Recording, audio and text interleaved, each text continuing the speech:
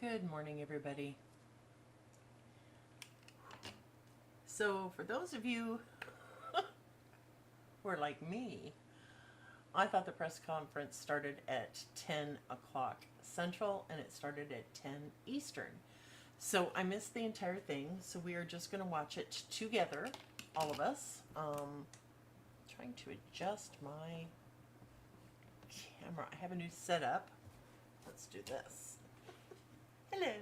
Say hello in the chat so I know who's here.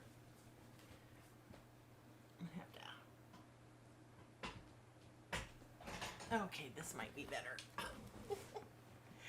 Oh, it's been a day. It's Monday. It's Monday. It's Monday. It's Monday. My daughter Emily is going to be joining us soon. She too thought it was at 10 o'clock Central. Who's here? Hi, Deb. How are you, dear? I have missed the press conference entirely, so I'm going to watch it with all of you. Yes, I'm having a bad hair day. I was in such a hurry when I realized the press conference had already happened that it didn't take time to finish my hair. Whew. Let's see here. Can you hear me okay, Deb?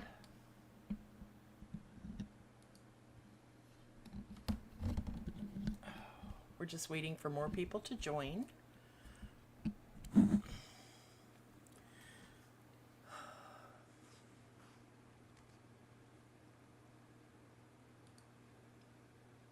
Oh, good. I'm glad.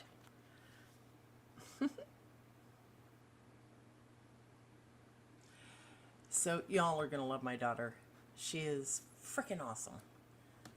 And she knows way more about this case than I do. So, for those joining, if you could say hello in the chat so I can see who's here, I'd appreciate it. And go ahead and hit like and share on all your social media places. Do all the YouTube stuff. YouTubey stuff, as the Emily Baker says. I love the Emily D. Baker. She's just freaking awesome. I didn't even put in earrings. Lord of mercy. Lord of mercy.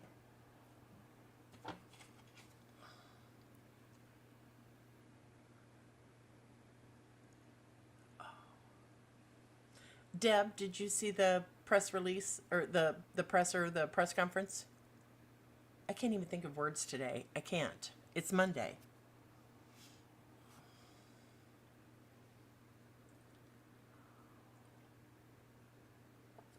Hello to everybody just joining us. Please hit the like and share button. It's greatly appreciated and helps our algorithms.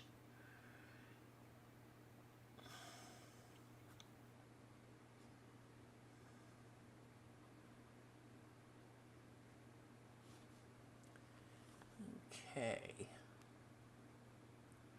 How do I...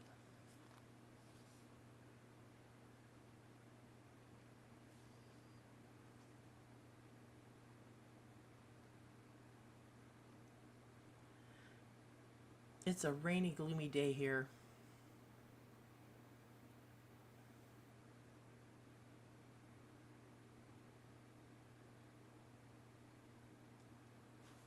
What is the weather like where you are at? We had a dense fog advisory until 10 a.m. I hope it's good weather where you are. But I found this. This is WFLAnews Channel 8. They are out of Florida, so I've got to give them kudos.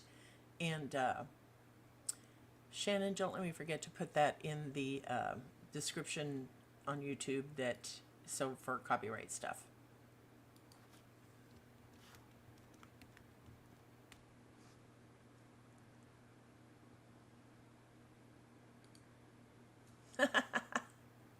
Shannon's like, where are you? Where are you?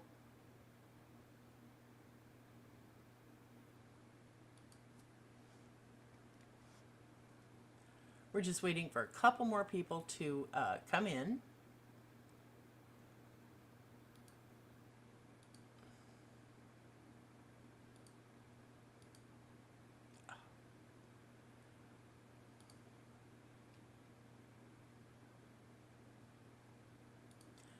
sending some links. So just bear with me.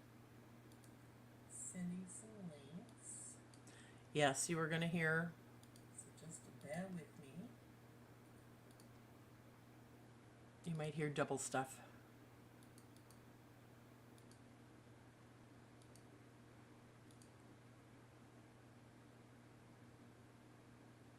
Yes, Deb, thank you for reminding me. I appreciate that. Shannon, I got to figure out how to add you to my moderators on this channel. If we don't do it today, we'll do it next time. Okay, so I'm going to go ahead and start this.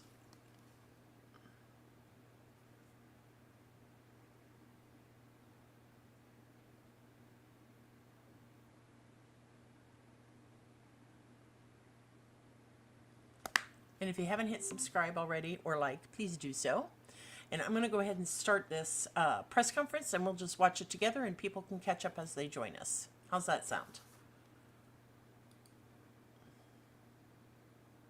Community of Delphi, Indiana, and sent shockwaves across the nation.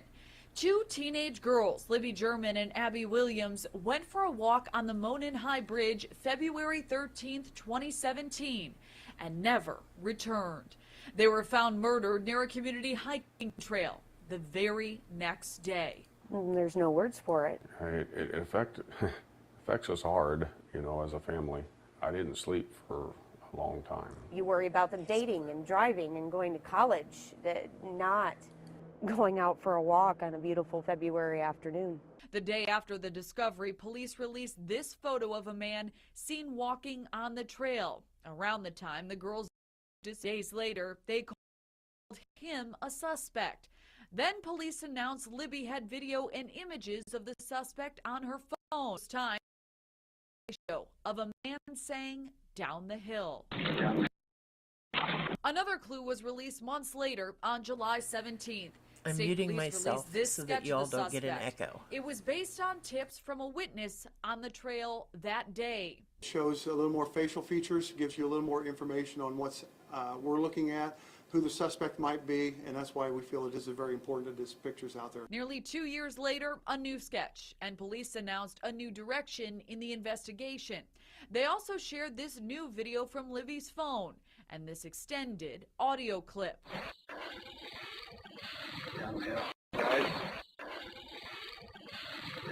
Those were the only clues until about 10 months ago, when authorities asked the public to come forward with any correspondence to a social media account under the name Anthony Schatz. Investigators publicly zeroed in on this man, Kagan Klein, who police say used the fake social media account to communicate with young girls. A transcript of the police interview with Klein indicates Libby was communicating with the Anthony Schatz profile on the day they were killed, and the girls may have gone to the Monon High Bridge Trail expecting to meet him.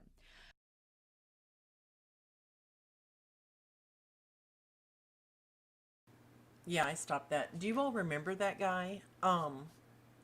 I found that highly suspicious. And I really thought he was going to be the guy that they arrested. So this Richard Allen that they took into custody the other day, that was like out of nowhere. I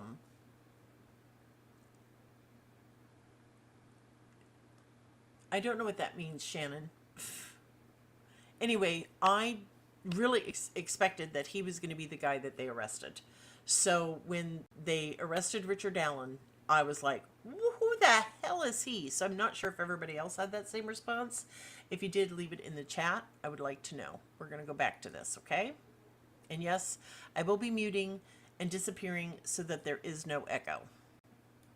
Klein's home was searched by investigators less than 2 weeks after German and Williams' bodies were found. He has never been named as a person of interest in their deaths. Kelly Beeson, News Nation. WFLA Now will begin momentarily.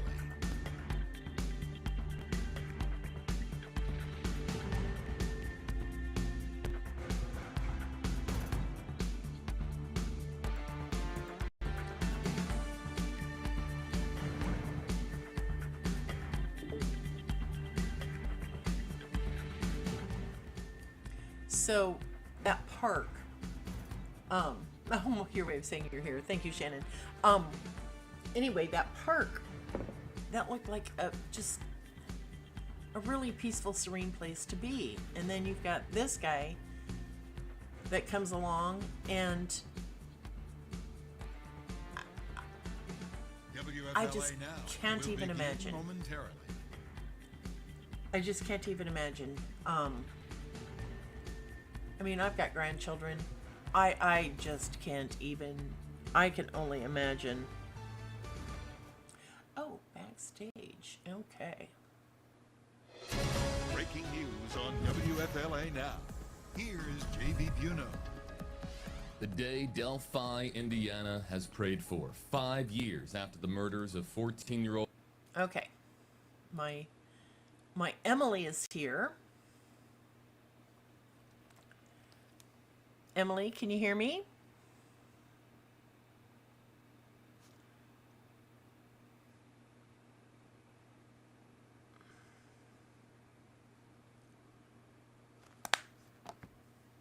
Let's see.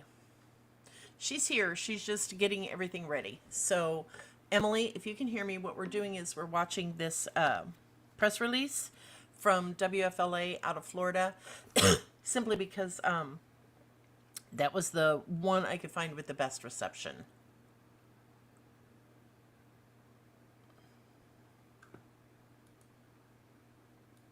Old Libby German and 13-year-old Abby Williams. Police make an arrest, with the family saying their monster now has a face. We're live ahead of the press conference in Delphi as we finally get answers in this mystery. Hey there, folks. JB here with you live on WFLA Now. Good morning to wherever you are watching from. We're live here on YouTube a little bit early. We'll be live across all platforms momentarily as we bring you to the 10 a.m. press conference in Delphi, Indiana, or in Indiana. A multi-agency press conference has been called in the arrest of 13-year-old Abby Williams, 14-year-old Libby German. Joining me with some expertise, and grateful that she's doing so because there's so much to talk about. Former FBI agent and FBI expert Jennifer Coffendorfer. Jennifer, good morning to you. Happy Halloween. I hope that you are well. I was just told you were joining us from St. Augustine, Florida, so you're down here with us. But all eyes this morning on Delphi, Indiana, and the community there. Finally, their prayers have been answered. They have an arrest.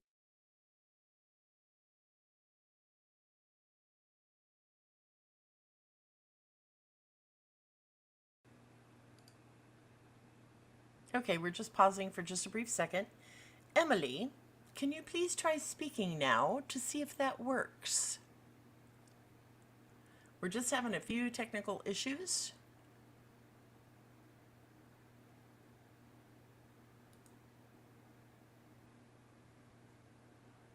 And we will try and figure out those later, and we'll just watch this, okay? So I'm going to disappear, and we're going to watch this together. In this case, something to go with based on, of course, all the sketches that we have been seeing out of Delphi, Indiana over the last 5 years. Good morning to you. I know you've been following this case. I've been following you on Twitter as well. This is something that Delphi, Indiana has been waiting a long time for. Yes, good morning, JB. Wow. I cannot wait for this press conference. This suspect is definitely out of the blue, so to speak. Definitely not on the radar over these last 5 years, at least in terms of public information, and we have a lot. We have a lot of information over the years that has been released, both by podcasters and by law enforcement, and certainly this individual was never mentioned before. Yeah, so let's talk about the individual we're talking about, and we'll put him up here on your screen. This is 50-year-old Richard Allen. We're getting this from our sister station, next to our sister station, WXIN out of Indianapolis. We're also following the reporting of our NBC sister station, WTHR. Some of the local news crews in this story have just been doing extraordinary work following this over a period of 5 years. Think about where you were. My goodness, 5 years ago. It's just an extraordinarily long amount of time. And you know, one thing, Jennifer, that has really struck me about this story, and we're going to go over the particulars on this story here in just a moment, folks, but the thing that strikes me most about this story is that when you hear people in Delphi, when local reporters, journalists will talk to folks in Delphi, Indiana, there's always been this feeling that whoever was responsible for killing Abby and Libby, whoever's responsible for it, hasn't left, that there has been this feeling that it's somebody in that community or in the greater Delphi area. And that, of course, has been crippling for that community because of this feeling that a killer might be walking amongst them, you know, whether it's in line at their local post office or at their local grocery store. This is something that has really created quite a bit of a shadow for people in Delphi because they want answers. And here we are 5 years later, we're actually getting those answers. But you can speak to this and the pressure that exists on law enforcement to make an arrest because this has been hanging over. One of the people that were interviewed for stories on Delphi was basically said there's been a cloud hanging over our town, our community. That has created a tremendous amount of pressure on law enforcement to produce an arrest, and we have it here. Again, center of your screen. Jennifer, this is 50-year-old Richard Allen. Right. Well, Delphi residents had a reason to be concerned because certainly murders that happen like this in this intimate area on a private individual's land, the bodies were, by all accounts, from law enforcement moved and staged. And so we know that predators hunt in and where they live and in and where they work. So it was a situation that Delphi residents should have been concerned. And certainly this individual lives in Delphi. We don't know what exactly he's going to be charged with, but certainly law enforcement would seem to be coming forth now and, with charges. And I would have to believe, JB, that they have physical evidence or DNA evidence linking him to this crime. Because remember, we have had a lot of subjects in this case, people of interest. And so I think they're going to have a direct connection to be able to make this case stick. We're gonna. That's one of the questions I have in my notes to ask you, Jennifer. What has changed? We're gonna get into that in just a second. Let's just rewind for a second and talk to you because I spent the entire weekend, folks, reading up about this story. I've been generally from a distance familiar with the Delphi murders, but so much has transpired with the sketches that have come out, with the images from the phone that has come out, the audio recording that we're about to play back for you, the chilling audio recording. I spent the entire weekend doing research and getting caught up, if you will, because of this, again, major press conference that we are officially now about 16 minutes away from taking you live to. But it was on February 14th, 2017, when the bodies of 14-year-old Libby German, 13-year-old Abby Williams were found a day after they went on a hike on the Monon High Bridge. Quite frankly, there's a huge look-alike scenario with the sketch as well as the video of the bridge man, Teron Logan. So I think a lot of people who live there suspect. Then, of course, things shifted to... Sorry, I'm going to fast forward through all of this because I think we all know the backstory, or most of us do. Again, if you could hit like and share, that would be awesome. Emily, we are going to bring you on. Can you hear me now?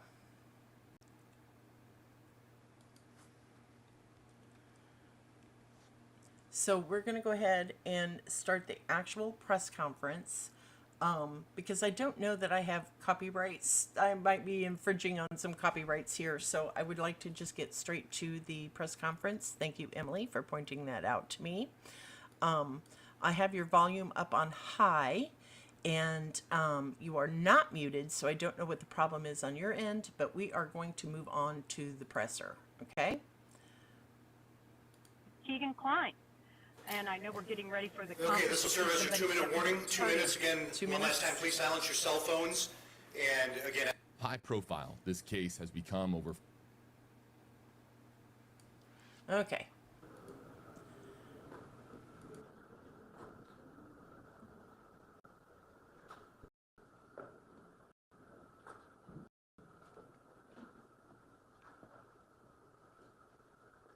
Good morning. My name is Sergeant Jeremy Pierce, Public Information Officer for the Indiana State Police Lafayette Post. I'd like to thank you all for being here and thank the Delphi United Methodist Church for allowing us to use their facility. This morning, we're going to provide an update on the investigation into the murders of Abigail Williams and Liberty German. Before we get started, I'm going to introduce to you our speakers, Superintendent of the Indiana State Police, Doug Carter, the Carroll County Sheriff, Tobe Lesenby, and the Carroll County Prosecutor, Nick McClelland. I'd like to remind everyone that this continues to be an active and ongoing investigation. At the conclusion of this press conference, we are going to answer a limited amount of questions out of respect to the investigation and the process that will follow today.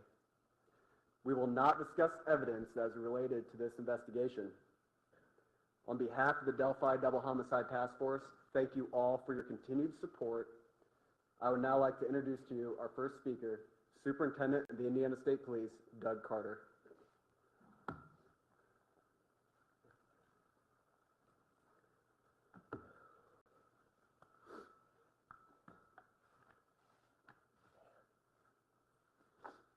Give me just a second here.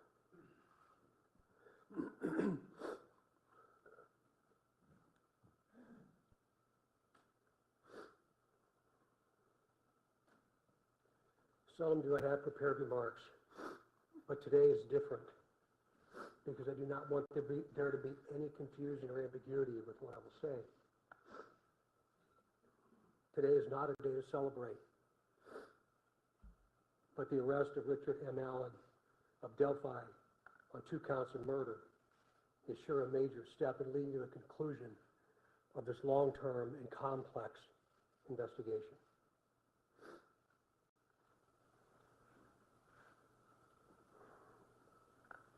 First, I'd like to speak directly to Anna, Mike, Becky, Kelsey, your extended families, along with the entire Delphi community that certainly has grown and now includes our nation and even many countries around the world. I am proud to report to you that today, actually last Friday, was the day, and an arrest has been made. Thanks to literally hundreds of media outlets that have been steadfast in reporting and keeping the memories of Abby and Libby front and center. Many of you in the room have developed relationships with me personally, and you know I always have a personal perspective, and today's no different. But from a very personal perspective, you all have provided inspiration and support, even while oftentimes frustrated with us and me. You continue to encourage the efforts, and you too believe that one day we would all be here participating and sharing this news. To the entire law enforcement community, which includes all local, state, and federal agencies, which are far too many to specifically mention today, thank you, thank you, thank you. We are going to continue a very methodical and committed approach to ensure that if any other person had any involvement in these murders in any way, that person or persons will be held accountable. Since the murders of Abby and Libby 2,086 days ago, the daily investigative team has worked tirelessly and is certainly worthy of mention today. Specifically, Sheriff Lesenby, Sheriff of Carroll County, Detectives Tony Liggett, Detective retired Kevin Hammond, former Delphi chief and now the prosecutor's investigator Steve Mullins, State Police First Sergeant Jerry Holman, Detective Jay Harper, Dave Vito, and Brian Harshman, along with members of the United States Marshal Service, specifically Agent Jeremy Clinton and Agent Bill Culfers. With them today is Dan McLean, U.S. Marshal, appointed U.S. Marshal. Our state police analysts, our scientists from many different disciplines within our laboratory division, Mrs. Kathy Shank, for your incredible dedication to detail, and to so many others that I know I've missed. I really believe that Abby and Libby would be proud of you for standing strong, even in the face of immense pressure and perpetual criticism. Some of these individuals have postponed retirement, passed on promotional opportunity, have dedicated personal time away from their families, given up nights, weekends, and holidays, all while in the pursuit of accountability for Abby and Libby. I know that today's announcement will not diminish your resolve, and I hope you have found just a bit of peace in this most complicated world. This is really important. While I know you are all expecting final details today concerning this arrest, today is not that day. Today's not that day. This investigation is far from complete, and we will not jeopardize its integrity by releasing or discussing documents or information before the appropriate time.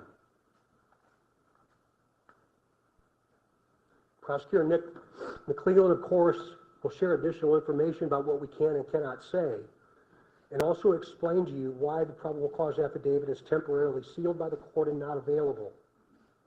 And by the way, he has been a tremendous asset to this team. I'm yet again asking you for your patience and please your understanding while our system of due process works. Also remember that all persons arrested are presumed innocent. All persons arrested are presumed innocent. You all will have an innate desire to subjectively interpret and then report what you think. We in the law enforcement realm cannot, and you should never allow us to, talk about what we think concerning facts, but rather discuss and share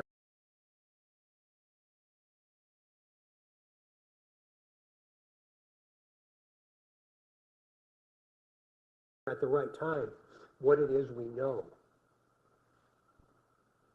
The time will come when additional details can be released.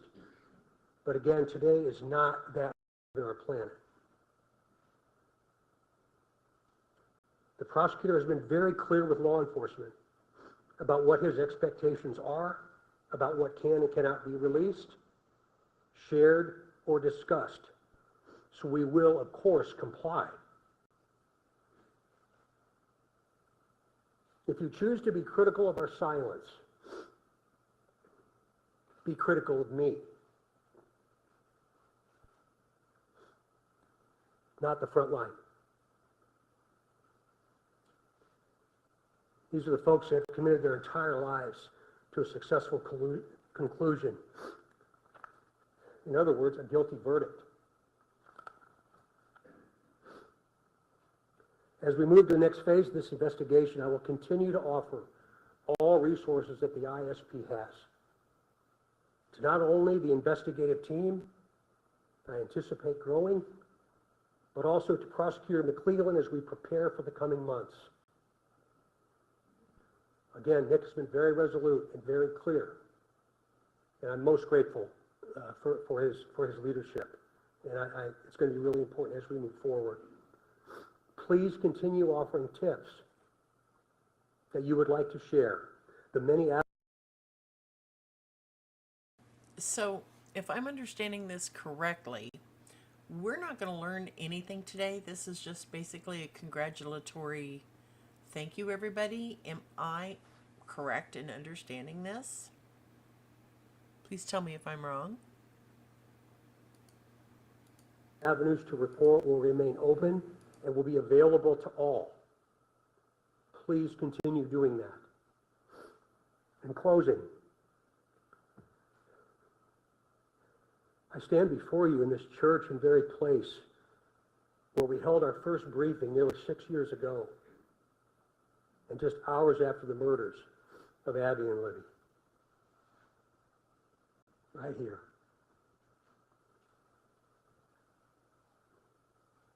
Pulling in today, I wasn't really sure what emotion I would experience. But peace came over me. And I didn't expect that to happen. And I hope all of you, with all the different responsibilities you have from around the planet today, have felt some of that as well. But remember, we're not done. I think what we all have experienced proves that together there's nothing we cannot do. But more importantly, giving of ourselves, all of us,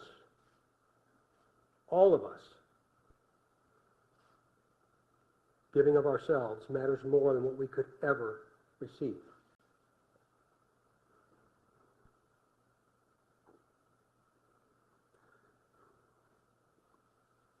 Abby and Libby, though in death, have had a profound effect on so many of us, on how we live,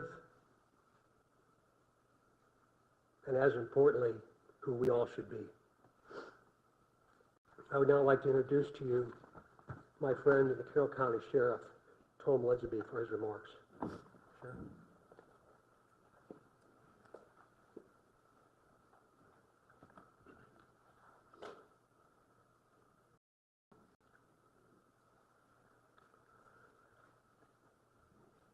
I believe in a God of justice and righteousness. Today, I believe that same God has provided us with justice for Abby and Libby. As Sheriff of Carroll County, Indiana, I want to publicly and sincerely thank each individual who played a role in helping us during this 5.5-year investigation. Whether it was in an investigative capacity, providing tips, cards or letters of suggestions or encouragement, phone calls, and thousands of other countless ways of communicating.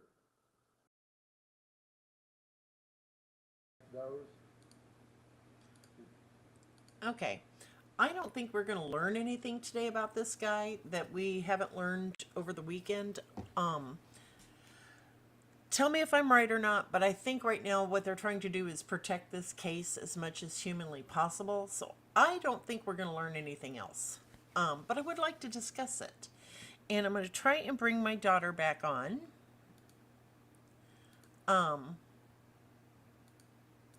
Invite guests. Copy.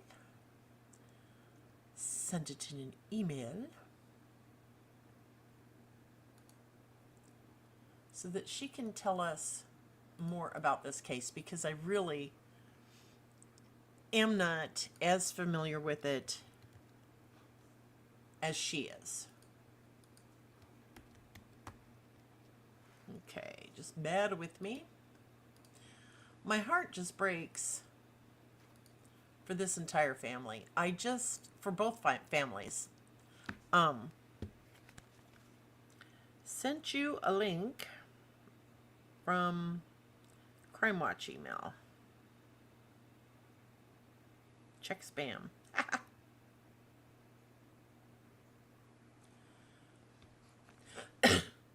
So, like Swifty Nifty said, she's very happy for this police officer, because he made a promise that he was going to catch this guy. There she is. Let's bring her on. Okay, we're going to mute that.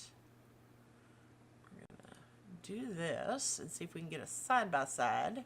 I'm still learning all this. Okay, Shannon, I'll take care of that when we're all done, okay? There we go. Okay. Emily B., you are not muted on my end. Edit name, remove guest. Hello. Hello. Oh my God. Yay. Okay. Finally. Finally. I think it might not have worked because I had something live going. Nope. I know exactly why it didn't work. Oh, okay. Was it on your end? Uh-huh. I figured. Yeah, there's apparently a microphone muting button. I didn't know my laptop had that. Oh, okay. Well, that Never explains seen a it lot. before. It's on F4. Yeah. So for everybody here, this is my daughter, Emily B. And she inherited my crime junkie gene, which I inherited from my mother, who inherited it from her father. So it's a long line of crime junkies.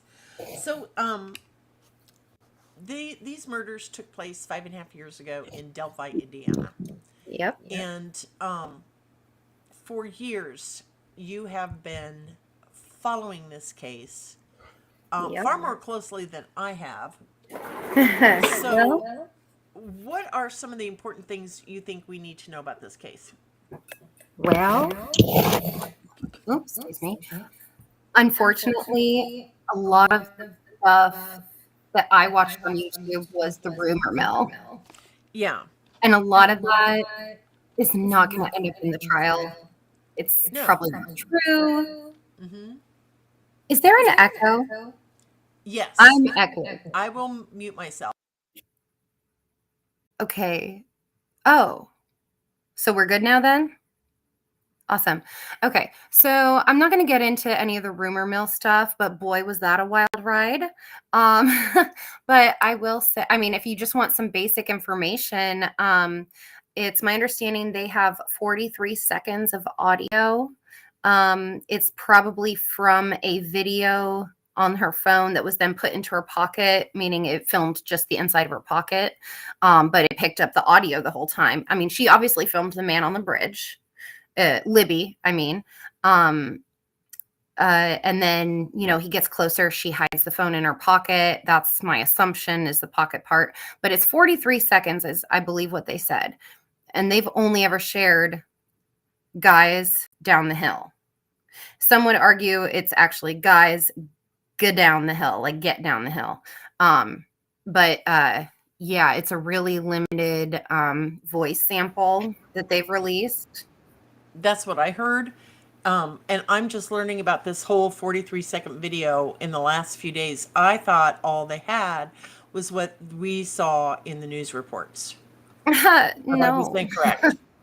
Okay. Yeah, someone recently said that the public only gets about 10% of what the investigators have. And oh God, I don't even know. That. I don't even know Yeah, that that's a high profile, lots of public information out there case. Yes. Yeah, but something that gets a little blurb in the newspaper and then never talked about again, like obviously that's going to be much lower. Mm-hmm. But yeah, so people have accused the families, people have accused other local bad guys.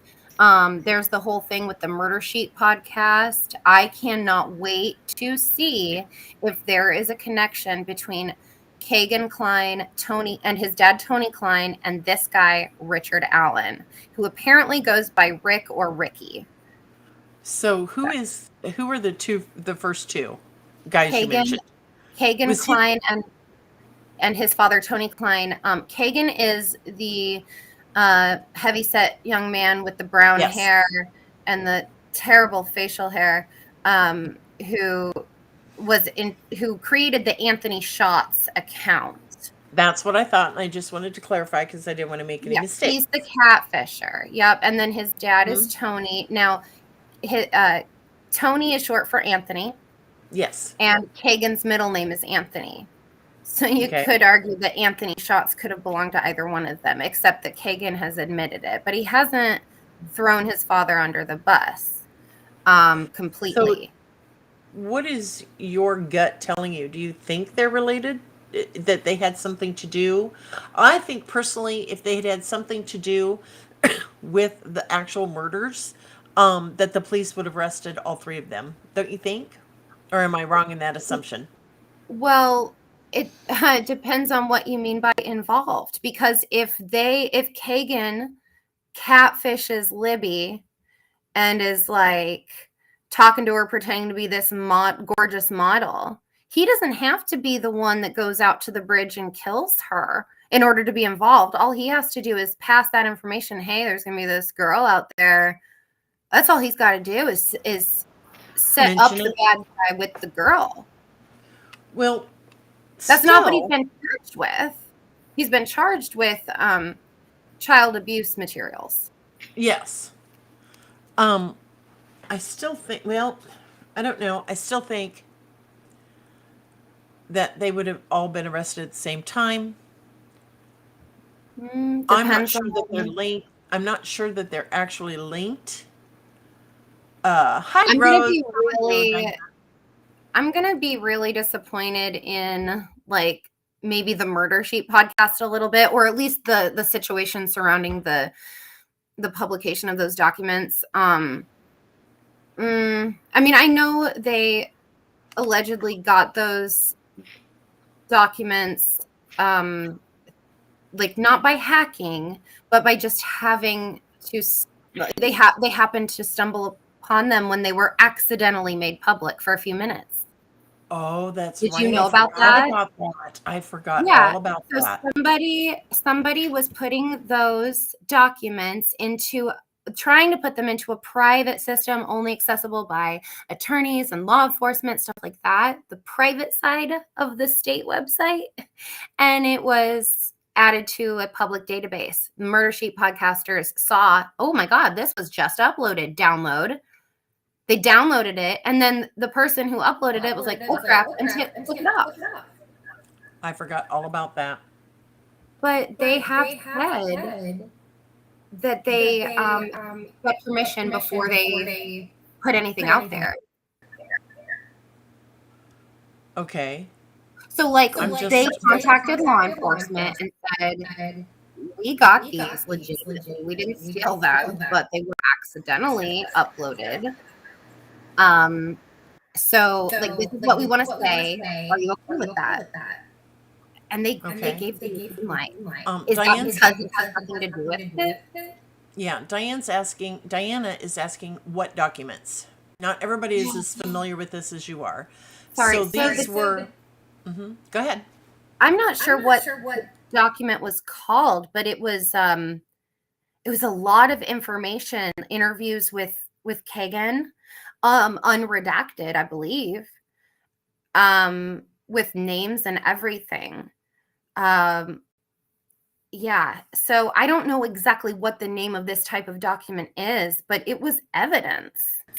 Okay, so these were actual police documents, right? Yeah. Okay, and they were somehow what's it called, the podcast, the Murder Sheet? The Murder Sheet, yeah. The Murder Sheet podcast somehow accidentally came across these documents, and they say they got permission to publish them on their podcast. And these documents were apparently evidence in the case from the first suspect, Kagan, right? Yeah, Kagan has been on their radar since days after the murders. But he was only arrested in 2020. Yes, I remember that. That was a big deal. And that's I not really even thought for the murders. I really thought when they said they had an arrest that it was going to be him. I really did. Yeah. I was not prepared for this Richard Allen guy at all. Nobody was. I don't think there are any Redditors who even brought him up. No. And none of the conspiracy theorists and rumor mill YouTubers have ever talked about him. He's just a pharmacy tech and shift leader at CBS. Exactly. And you know what's creepy? What? Okay, so Doug Carter did at one time. Can you mute yourself because I can't handle the echo? Okay, who is Doug Carter? You just watched him speak. He was the police superintendent. Okay, the older gentleman, not the one with the mustache. That was the sheriff. But anyway, so Doug Carter said at one point, I've heard that voice before. I know I have. Well, guess what? You heard it at the only pharmacy in town, sir. The only pharmacy in town is that CVS where he works. Exactly. Diana says, I know that if you look at the sketch they released and the Richard Allen dude, it's really close. I agree. I believe he looks so much like the young guy sketch. It's crazy the way the two images kind of line up. The only thing about the old guy sketch is the facial hair that he sometimes has. That's like the one piece from that sketch that fits with him is he sometimes has a goatee. Yes. And I've seen pictures of him without the goatee, without the facial hair. And he's one of those individuals, I think, that looks a lot younger than what he actually is. And Diana says that was astounding that the dude was so close to them. I don't know that I'm necessarily surprised about that, Diana. Simply because of the location of the bridge. He had to pass that every day on his way to work, didn't he? Yes, but you don't know it's there unless you're from the area, correct? Yep. Yeah. So usually what happens in child abduction cases, and you can correct me if I'm wrong, they're found farther away than the actual abduction site, right? I mean, they were found very, very close to the bridge. Wasn't it just like a mile and a half away or something like that? I didn't think it was even that far. Yeah. Like the alignment of his face, his eyes, lips, and nose, along with the beard. I agree. Oh, yeah, I'm sure he did. Did you see, Emily B., that one photo of him with the sketch of the suspect in the background? Oh, yeah, I saw that today. There's an actual photo of Richard Allen, and on the wall behind him is stapled or, tacked to the wall is the sketch, one of the sketches. And I think it's... that from? I don't know. But I did see it. I'm still going to reserve judgment simply because I do believe people are innocent until proven guilty in a court of law. I believe that in a wink, wink, nudge, nudge kind of way in this case. I'm like, nah, they got their guy. Yes. They would not have risked an arrest without rock solid evidence. Oh, exactly. They got him. Like, I think there are too many the sketches are not gonna really play a part in this. No, because even one of the police officers said if you put those pictures together, you've got your suspect. All right? a defense attorney has to do is put up some other faces that also look like the sketches. It's not they're not even gonna try that. I can't wait for the trial on this. Oh, they better televise it. They better. Because I want to see that 43-second video. I'm going to go out on a limb and say there's probably some DNA evidence too. Yeah, one of the things about the Kagan Klein investigation revolved around animal hair. And this guy does have a dog. Okay. So I think if they have DNA, it might belong to a dog. And I also know that they were digging up Richard Allen's yard, possibly looking for the remains of that dog. Yeah, I heard they were searching a fire pit. Possibly. Yeah, I bet they dug up his yard like a week ago before the arrest. Mm-hmm. So, and I really don't think that they're going to go after this guy unless they've got some good, hard evidence. And I'm going to say that as the days and weeks go on, we're going to learn a hell of a lot more about this. But I think they are going to keep everything really close to the vest for now because they want to protect this case. And I don't blame them. They've done a very good job protecting this case over the years. Yes, they have. Because, again, this arrest came out of frickin' nowhere. Nowhere. And I just wonder if it was a family member who pointed them in his direction. With the I'm voice, the not way he sure. walks, the clothes, Yeah. and It's my understanding, though, that it wasn't his wife okay.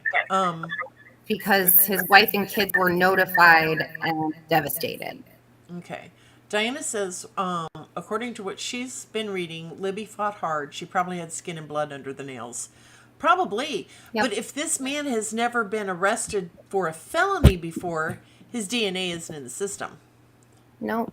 He would not be in CODIS. And I tried searching. There is I could only find one case that I think dated back to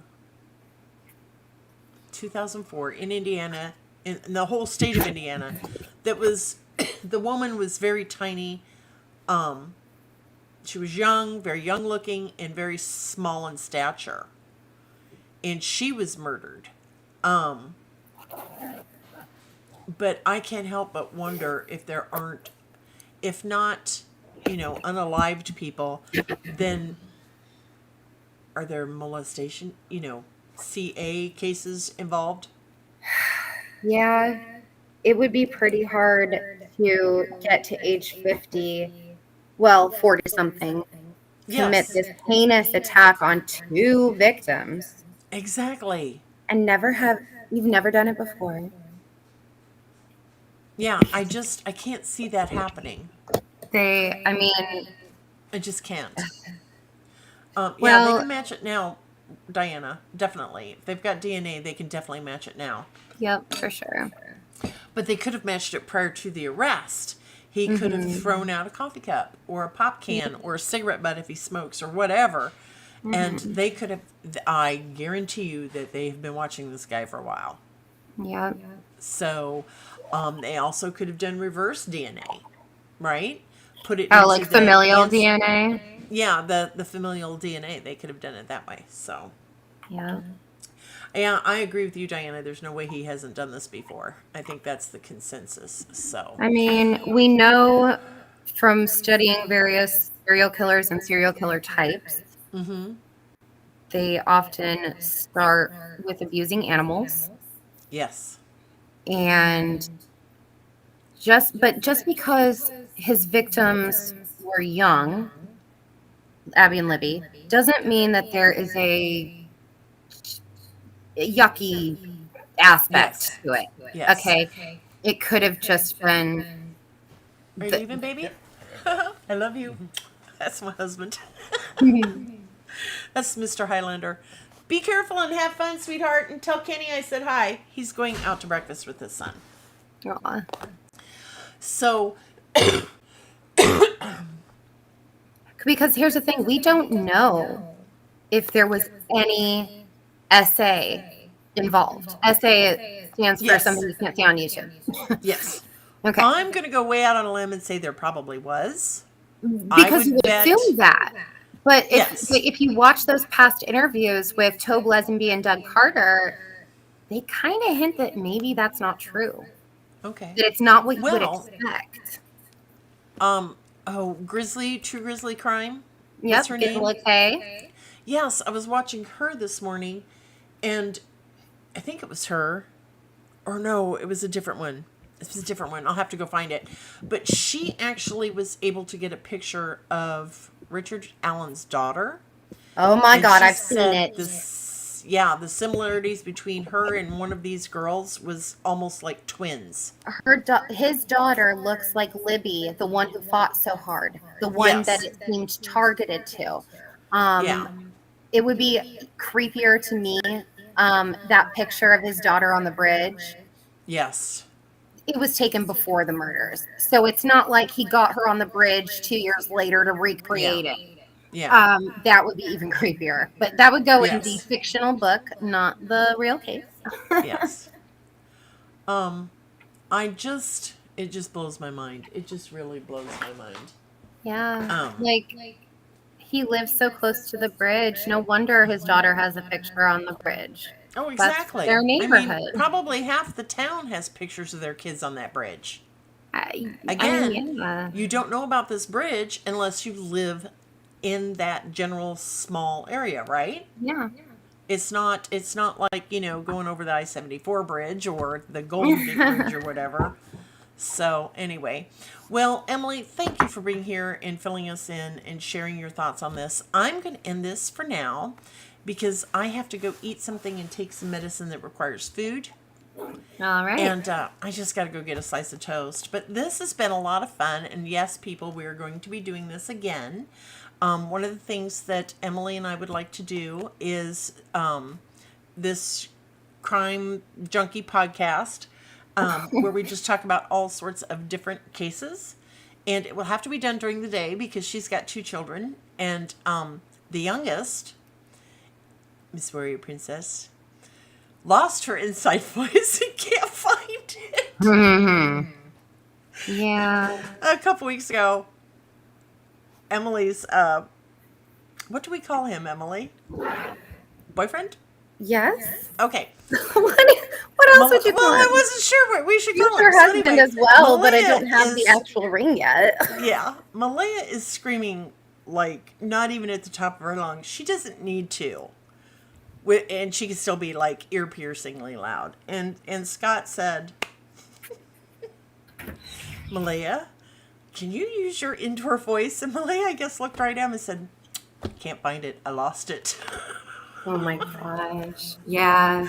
Scott said he wanted to he had to go outside because he didn't want her to know he was laughing. Yep.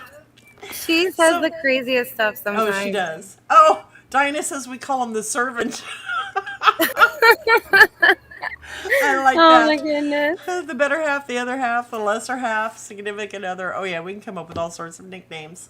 But anyway, we will have to do these during the day because her children are loud. Mm-hmm. And it would be utterly chaotic. So we'll probably record a lot of stuff during the day and premiere it. So, yeah, and I have a new email. It's crimewatchwithsusan@gmail.com. If you want to. hope. Yeah, I hope. I hope that's what it is. That's what I don't actually Go check know. the email I sent you with the link. Yeah, chaotic. Crime good, Watch yes. with Susan. You're right. I was right. Good job. Okay, I'm going to put it in here. Crime Watch with Susan@gmail.com. And just tell us what cases you would like us to follow, because this is going to be fun. I've wanted to do this for a long time, so has Em, and we're just really looking forward to doing this. Because she does have children, and I do have a day job where I'm supposed to be writing. We're not going to be able to release a whole lot of content all the time. So we just ask that you bear with us. You have a list? Oh, good. Diana, send it to me. The reason I don't babysit is because I give them candy and a lot of sugar just before sending them home. Yeah. I remember the first time I kept Carter all night, I sent Emily pictures of him having cookies and ice cream for breakfast. Do you remember that? Honey? Yes. I don't even think he was 2 yet. Oh, it was too funny. Oh my gosh. Okay, well, Diana, email me, okay? So we're going to sign off for now. Thank you for joining us, to everyone who joined us today. I know it wasn't a lot of people, but we're building, and it's going to be lots of fun. So if you like how we do this, let your friends know, okay? And don't forget to hit that like button, all right? So we will see you all soon. And Emily, do you want to cover the Brooks? No, today it's not a sentencing hearing. It's just a hearing to set the date for sentencing. So I don't think we need to cover that. So, but I do want to cover the sentencing hearing. Oh, for I sure. think that's going to be hard. That is going to be exceptionally interesting to watch. Yes, and it's going to, I think, be really hard to watch. I really do. I think it's going to be very difficult to watch. Yeah, because there's going to be some... Yeah, the victim impact statements. I might not be able to do the whole thing. We'll wait and see. So anyway, we love you guys. Thank you for being here, and we will see you soon, okay? Bye, Em. I love you. Love you too. Bye-bye. Bye-bye.